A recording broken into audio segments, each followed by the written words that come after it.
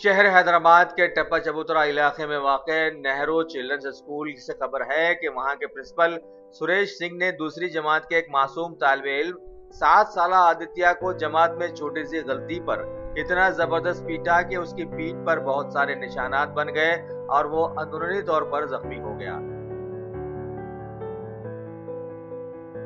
इस वाक़ये पर लड़के के जिम्मेदारों ने फौरन पुलिस से रब्त पैदा किया और पुलिस ने प्रिंसिपाल को कानून के मुताबिक एक नोटिस जारी की। भाई ठीक है, बिना मार के डर के बच्चे नहीं सुधरते, लेकिन ऐसा भी क्या कि मारपीट में दुश्मनी के शकूक उभर कर आ जाएं? वैसे भी आज के माहौल में बड़ी बड़ी गलतियां कर रहे हैं और समाज को पहले उनके बारे में सोचना जरूरी हो गया है।